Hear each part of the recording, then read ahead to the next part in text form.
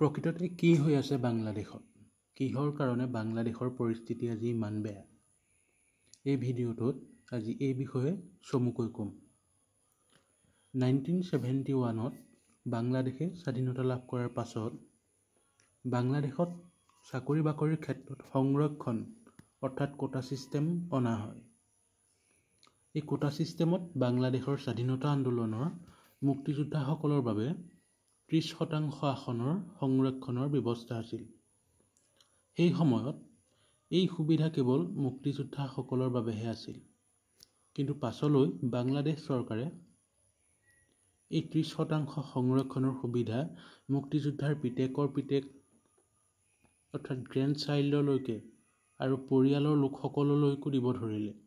ইয়াৰ ফলত 2018 চনত বাংলাদেশৰ ছাত্ৰ সমাজে এক আন্দোলন কৰিলে যে এই সংৰক্ষণৰ নিয়ম সলনি হ'ব লাগে। আৰু 2020 চনত বাংলাদেশৰ উচ্চতম ন্যায়ালয়ে কি কৰিলে? বাংলাদেশৰ পৰা এই গোটেই কোটা ছিষ্টেমটো উঠাই দিলে। তেতিয়া সব ঠিকেই আছিল।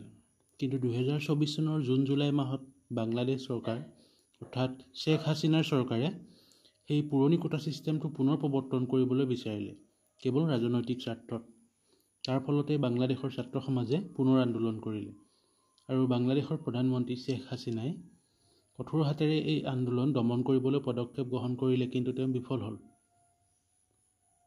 আৰু তাৰ লগতে তেওঁ সেই ছাত্ৰ সমাজক দেশদ্ৰোহী আখ্যা দিলে আৰু তাৰ ফলত প্ৰতিবাদ আৰু বেছি হ'ল আৰু তেওঁ বাংলাদেশ এৰি ভাৰতলৈ পলায়ন কৰিলে। বৰ্তমান শ্বেখ হাছিনা ভাৰতৰ পৰা গৈ লণ্ডনত আছেগৈ বুলি গম পোৱা যায়।